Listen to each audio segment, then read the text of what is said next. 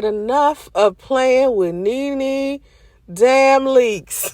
Okay? I don't even remember the last time I've watched The Real Housewives of Atlanta. I lived in Atlanta for 17 years, so seeing NeNe Leakes and any other celebrity or reality star that's in Atlanta got old with me real quick. I saw them everywhere. So it's not that big deal to me. To me, A-list celebrities are more important because of the influence that they have with more people. But I think when you are limited to the kind of audience that you get from reality TV, it kind of takes away from your influence or your power to do something other than reality TV. Like, to me, without reality TV, I don't know who NeNe Leakes would be. Like, I don't know what other industry she could get in, or would she ever be classified as a A-list celebrity? What you think? You think she an A-list celebrity or not? Let me know. Hey honey, welcome to my side of the internet. My name is Soncerae Monique. I'm a certified life coach for both men and women. I have a 50-50 audience, so I try to play fair with both genders. I want everyone to unify and produce loving unions. There is no gender war here. I promote positive perspectives and healthy debate, so be careful what you post inside of my comment section. It's okay to disagree, but have emotional intelligence and release toxicity elsewhere. Ladies and gents, please straighten up. You can check out my community tab and comment on the post there when I'm not posting videos, okay? I appreciate it when you participate. If you don't know who NeNe Leakes is, I'm surprised, but she's just a cast member of The Real Housewives of Atlanta. Recently, she just got into some legal drama, some more legal drama, because she's already suing Bravo because supposedly it was a toxic work environment between her and the cast or the employees of Bravo's Real Housewives of Atlanta. And to me, it's just like, when you sign up for reality TV, it's a toxic environment in general. When you're dealing with so many different people and so many different attitudes, and, you know, the people who write the shows or the people who arrange them or produce them are trying to create drama on purpose so ratings can be high. Anyone with half of a brain knows this. Or, matter of fact, I'm not even going to say that. Anyone inside of the entertainment industry, because I think a lot of people who are watching, people who are inside of the entertainment industry, don't really understand what's going on inside of it. It's a lot of layers to being successful, or it's a lot of politics, put it like that. It's a lot of clickiness. It's a lot of pettiness, and really being inside of the entertainment industry for as long as I have been, a lot of the things that I have experienced inside of the industry have turned me off. It's the same thing that I was talking about whenever you hear me talk about Christianity. What made me no longer be a minister or to be a part of Christianity anymore is because of who you are fellowshipping with.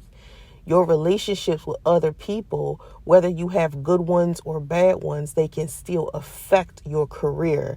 And that's a problem to me, because you could be a very hardworking person and then someone just decides to suddenly try to ruin your reputation because you won't, I don't know, be in a relationship with them or sleep with them, or you don't want to hang out with their clique. You know, you're not supposed to try to get along with everybody, and you can't make everybody happy. At some point, you are going to disappoint someone that you're working with or that you're friends with, because it's just like, you can't make everybody happy. If you got two friends that disagree, you can't pick a side. So when you get into environments that you know going to be toxic when you sign up for it, it's kind of hard to like sue somebody or like a company that you knew this was going to be a hot mess, you know, when you signed on for it. It's like, you knew what you signed up for. You knew reality TV was a trip. So how you going to sue, you know, the production company? Anyway, I mean, you left and then turned around and came back. So what do you keep coming back to a toxic environment for? You knew it was toxic. That's why you left the first time. So that's why it's just like, when you decide to leave your religion or your school or your job or your neighborhood, if you turn around and you come back to it, apparently it must not have been that bad for you to leave it in the first place. You're not supposed to circle back to some stuff you left. And NeNe Leakes is the type of person that circles back, because she married her husband, divorced him, then remarried him years later, And then just recently he passed away. And then she moved on to this new dude that she with, and she moved on to him rather quickly. I didn't see any time for her to sit there and mourn the death of her husband. She just moved on to this new dude. And I was like, wow, that was quick. So she's into this legal drama with this man's estranged wife. So apparently this man is separated. And his estranged wife is furious about the demise of her marriage, and she claims it was caused by NeNe deciding to have a fling with a man who is still married. And I have tried to explain this to people over and over and over again. Separated and married are two different things, okay? And for some reason, people think that when they are separated from someone, that person that they are separated from is still going to behave like they are married. And it's way too common that people who are separated physically, emotionally, and mentally leave their marriage before they are legally divorced. It's more common than people want to admit. People start dating when they are separated. They do not start dating again once they are legally divorced. Especially men. When a man decides that he wants to be done with a marriage, whether he has filed for divorce or not, his behavior will reflect that. So if you are married, or even if you just got a boyfriend, you have to understand something. No woman can steal a man from you. These men voluntarily walk away from you. They voluntarily step out of the situation, whether you have decided to step out of it or not. So it is a waste of energy for you to be upset with these women and expect these women to have a level of respect for you when you are a complete stranger to these women. And I think Black women sometimes feel like all women should have a level of respect for all women. And you can't do that, because not every woman is a queen. Not every woman is an outstanding woman. Not every woman will have the same loyalty to you that you would have to her. So you got to get to know these women and build loyalty with them. You can't just expect every single woman to just respect your marriage or relationship, especially when your husband or boyfriend is not. So this estranged wife is saying that she left feeling humiliated after pictures of NeNe and her husband were posted on social media. And so this woman was struggling with distress and a loss of affection and mental anguish. And she wants $100,000 in damages. And North Carolina, where they live, is one of the states where a person can sue their partner's significant other for alienation of affection. Now, to me, this has nothing to do with this woman being heartbroken. This has to do with this woman wanting money. She wants money. Because my thing is, NeNe Leakes is wealthy, right? If her boyfriend was wealthy, all this woman would have to do is file for divorce, and most likely she will get half. But this man must be broke. This man must be rubbing two nickels together to be able to keep up with NeNe. Okay? Because it makes no sense to file a lawsuit against NeNe Leakes, who is the, extramarital partner, if your husband is wealthy. All you got to do is file for divorce and take half. You know what I'm saying? You don't even need NeNe Leakes' money. So this is really about money at the end of the day. But the energy that this woman is putting into being mad at NeNe and holding NeNe responsible for emotional distress is weird. You women have got to start holding the men in your life accountable and holding them responsible for the promises and commitments that they made to you. A lot of you do not know how to hold the men in your life accountable for when they make these poor decisions and mistakes when it comes to their marriage. Now, at the same time, I don't know if this man came to NeNe and said, hey, I'm separated, I'm not with my wife anymore, and I want to date you. Or, he's been hiding this quote unquote wife from NeNe. You don't really know what's going on. We don't know who this woman is. And the reason why it's all up in the air to me is because even with my own personal situation, everyone should know my story by now about me and my son's father. And with me and my son's father, a lot of people like to push the narrative that I had a baby by a married man. This was not a devoted married man I was dating. This was a guy who was supposedly separated for 2 years. Yeah, he was lying. Eventually, I found that out. But he had been sleeping with other women before I came around, and so was his estranged wife. And then when I ended up talking to this quote-unquote estranged wife of his, she was moved on to somebody else, said she was in love with somebody else, and then encouraged me to continue dating her ex-husband or estranged husband. And she just led me to believe that she was no longer in love with him, no longer wanted to be with him, happy he moved on to somebody else, loved seeing him happy. And I think to some degree she felt some type of way about him being posted on my social media because, our relationship on social media looked a lot better than the relationship or marriage that they had with each other for 15 years. They didn't have any kids, any type of real success, anything tangible inside of their relationship. So of course, when you get on social media, the grass looks greener. Everything is so glamorous, and you don't know what's really going on with people's situations. It's married couples out there right now. You see them on social media posting stuff all the time. Marriage looks perfect. I was talking to a couple like that earlier today, having a conversation about divorce. And it surprised me that this couple was actually considering divorce. But looking at them on social media, it looked like they were perfect, like they would never consider something like that. And they were, in fact, considering it and considered it several times within the last 7 years of their marriage. So it shocked me because when you see them, they look so perfect on social media, And with my situation with my son's father, yeah, we looked good on social media, but one of us was faking the funk. And eventually, in an interview that he decided to do on YouTube with Tommy Sotomayor and his ex-wife, eventually the truth about the situation came out where he was saying that he was putting on a role for social media.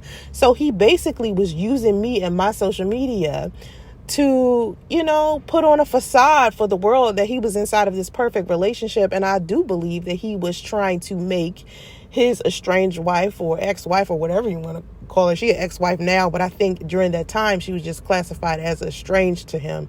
So I think he wanted her to feel jealous of his situation with a new woman because he thought that her seeing him with a new woman was going to make her want him. And I think he wanted her, but he didn't want me and her to think that. Because from what I was hearing from his lips was he didn't want her anymore. And from her lips, she was saying the same thing. So when I look at this NeNe Leakes and her new beau, and I keep thinking to myself, I hope this isn't some type of situation where he's just using NeNe as some type of prop to make his ex-wife jealous or to, what is he doing really? Has he really moved on with his life? And like I said in the beginning, this relationship happened so quickly. Like her husband had just passed away, and I think she was looking to fill some type of void. To me, I tell people all the time, don't date somebody who's separated or even divorced. And I put 7 reasons why people shouldn't do that on my Instagram. If you go to my Instagram, at the Real Soncerae, you will see I put up a real love is a gamble post. If you follow me on Instagram, I put up these carousels, these swipes where I give advice on relationships, and I'm telling people, I give people 7 reasons why they shouldn't date someone divorced. And the reason why is because a lot of people are still emotionally connected to the people that they was in a relationship with. When you break up with somebody or you divorce someone, you still have some type of emotional distress. You still are attached to them emotionally. And sometimes you aren't. Sometimes you get married to somebody, and sometimes people get married, they don't genuinely love one another. So they never truly loved one another to begin with, but it's still some type of bad behavior associated with that people have to get rid of before they get into another relationship with someone else. So I tell people, whether a person was in love or not inside of their marriage or the relationship, please do not date them immediately after they have gotten divorced or break up or their partner has passed away. You have to give them time to heal or get rid of the negative bad habits associated with that relationship. Do not get with them. Okay, no matter what they say. I don't care if they sit there and they talk about how much they are over each other or whatever the case may be. At some point, people miss the relationships that they used to be in, or they miss the routines or habits that they had inside of that relationship. Sometimes people may seem like they are over. They seem like they have broken up. They seem like they have gotten a divorce and they are still emotionally connected to the person that they used to be with. And you have to be sure that they are no longer connected to that person, regardless of the relationship status. And that's hard to measure sometimes, because these two people could not be around each other, not be dating, not sleeping together or nothing, and then end up sleeping together, end up changing their mind. And that's just with any relationship.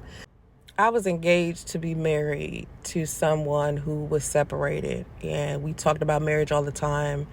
They didn't have any kids together. He was her second husband. And now he and I have a 4-year-old son together that he's never met. And he pays $264 in child support, right?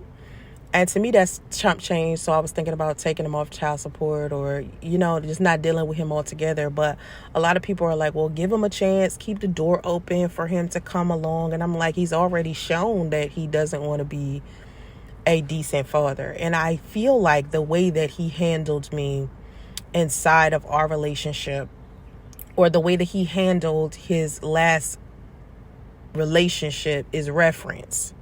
So when I was dating him and he was having conversations with me about his previous situation with his estranged wife and the things that he was saying he was doing to her, by the time he started telling me these things, this was a red flag. This was my chance to run. And it's unfortunate that he didn't start really just being specific about the kind of man he used to be until after I got pregnant with our son, because I could not take out on my son the poor decisions that his father made. So his father was telling me to put my son up for adoption. He was telling me that he didn't want him. He was telling me that he wasn't a decent man. He was telling me all of these terrible things that he used to do to women, and he was telling me this a little too late. But I wanted to give my son a life, because my son does not deserve to be treated with disrespect or be disregarded simply because his father can't make a conscious decision on how to be a decent man for himself, his wife, ex-wife, new wife, his children. He could make that decision for him, but it doesn't mean that my son has to, suffer because of that. So I was just like, well, I'll just raise my son the best way I can and make sure he has some positive male role models in his life that can, help him, develop into a better man than his father was. But my advice to any woman, okay, and I've never been the type of woman that has been with a married man and was like begging him to leave his wife and begging him to be with me. I don't know what that feels like as a woman. I don't know what that's like, because I've never been the woman like, if you don't leave her to be with me, I don't know what I'm going to do, or giving a man that ultimatum. I've never done that. With my son's father, that wasn't the case either. I was already under the impression that them two was over, according to both of them. So I don't have the mindset or the emotions associated with being like a mistress. So I can't go to mistresses and give them the kind of guidance that they need. All I can do is be a listening ear and not be as judgmental to those type of mistresses. Because to me, when I talk to women about being a mistress, because I was a mistress before, like me and my son's father, I wasn't his mistress, but many years ago, I was a mistress to a married man in like 2010, right? And my thing was, I never wanted to be more than what we were. I never thought, oh, I want to be his wife, or I want to be his girlfriend. Nothing like that. I just appreciated where we stood at the moment, because I had just got out of one of the worst relationships where I got into a physical altercation with my fiance, and I had just had a miscarriage. So I was not interested in being something other than a mistress. I just wanted somebody to sleep with and help me get over my emotions and to fill a void. Just like I said, people who are separated and divorced or just broke up with someone that's the stage I was in. So I wasn't in a relationship with anyone on purpose. So when I decided to be a mistress, it wasn't because I was trying to steal somebody's husband or, just trying to get in a position that I wasn't ready for. I just wanted to have a casual, sexual, no strings attached type of friendship. And I got it. It was okay for however long it lasted. It wasn't supposed to be more than what it was. But that's the kind of situation I tell mistresses to have if that's what they want to do. To me, it's unhealthy to do it. And it's really, you really have to focus on the karmic energy that's going to come back to you because of it. But sometimes you get in stages in your life where you got to learn your lesson on your own, or you got to go through what you're going through just because that's all you can handle at the moment. And I think because the guy that I was involved with at that time, where I was being his mistress, he was going through whatever he was going through because he done caught his fiance cheating on him, because she wasn't married to him yet when I met him. They were just like engaged, and she had been cheated on him with other men, and she was barely around because she was like a flight attendant. So they had all of these issues with each other, and he was just using me to help him get away from whatever he was feeling with her, and I was using him to help me get away whatever I was feeling with my exes. So we were using each other for emotional support and casual sex and fun and laughter and stuff like that. And that's a bad way to try to heal from something, but that's what we were doing. And so when I talk to women who are in that type of dynamic where they're dating someone who is, and they are in fact a mistress, and I'm not saying that NeNe Leakes is a mistress, because I don't know their situation, but I always encourage women, like, if you are going to choose to get inside of that situation, don't try to make it more than what it is. Don't try to force it into being a serious relationship, or he has to divorce his wife in order so he can be with you, or don't try to have babies. Like, it reminds me of that Martell Holt and that, what's that other lady that he cheated on? I can't remember this like Ari. I think her name is Ari. Anyway, he had this mistress. If you don't know who Martell Holt is, he's from Love and Marriage Huntsville. And he cheated on his wife with his mistress for many years. I think it was like 7 or 8 years. And she had a baby. And of course, he's divorced from his wife now because his wife filed for divorce. You just got to go watch that show. But eventually, he regretted his decision because he was only thinking in the moment at the time. And now he has a mistress and a son. Right? He done broke up with his mistress. He don't have his mistress no more. He don't have his wife anymore. And he has a son with his mistress. And I think she was thinking, his mistress, she was thinking that they were going to break up. Him and his wife were going to break up because he led her to believe that. But she also was expecting that at some point. Like, she was expecting him to leave his wife even after all those years. And I'm like, you're not supposed to be a mistress for all of those years. Like, what was she getting from him other than sex and money that would make her stick to him for such a significant amount of time? Like, how do you stick to a man who's married to another woman? I mean, a full-blown marriage, they live together, and he's hiding you. Like, was he hiding this woman from his wife? That's what I want to know. Anyone who watches Love and Marriage Huntsville, is that the name of that show? Because it's on the OWN network, and I don't watch a lot of reality TV. I can only tell you like the basic stories associated with this stuff because I don't really watch it because it just seems so dramatic. But I keep seeing Martell Holt all the time in this story all of the time. And I think Tasha K just did an interview with his mistress. And so I seen a headline that had to do with that. But I think a lot of mistresses just think that one day they're going to be a wife. No, Some of them might, yeah. Like nowadays, some of them might, but you're going to lose your man the same way you got him. You're going to lose him the same way you got him. So you got to be selective about the type of men that you are allowing yourself to fall in love with. Do not fall in love with a potential of a man or who a man is becoming supposedly. You know, if he's not a single man, number one, if he's not single, and I mean single in all aspects, not just single and trying to get over their ex, you know, I mean, literally he's healed and looking for something to, you know, and that's hard to find. I'm not even going to sit here in front. It's hard to find a man who's like fully single and not trying to get over an ex-girlfriend, ex-wife, or is it still in a relationship with someone or ending something. That is very difficult to find because men don't be ending shit. They just they just pick up where they left off. So to me, that's like really difficult to find.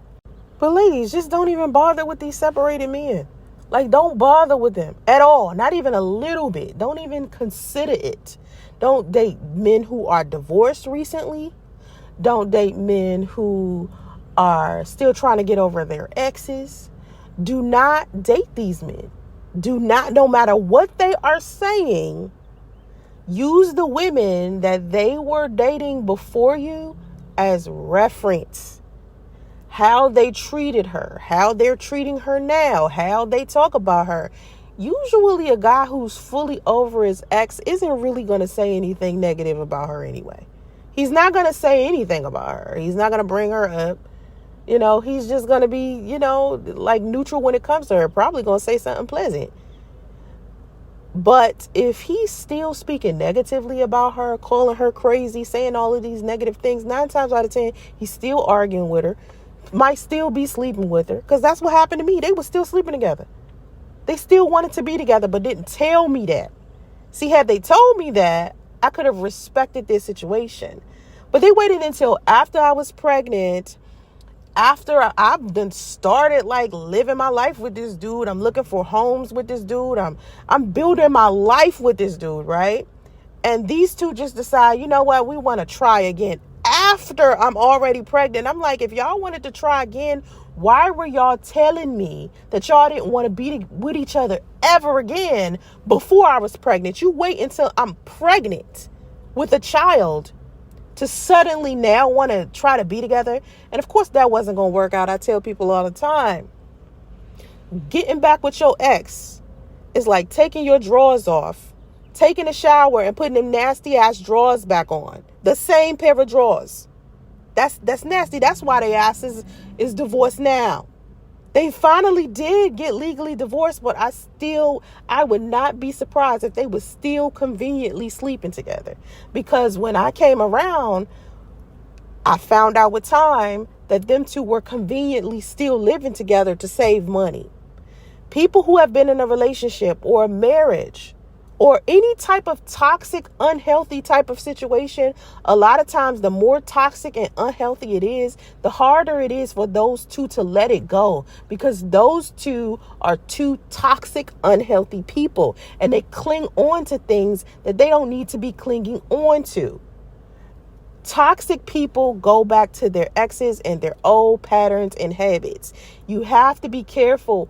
Choose wisely. That's all I can say. And people going to make it hard for you to choose wisely too, because the options and the pickings are somewhat slim, because a lot of people don't want to do the work to heal. They don't want to do the work to improve.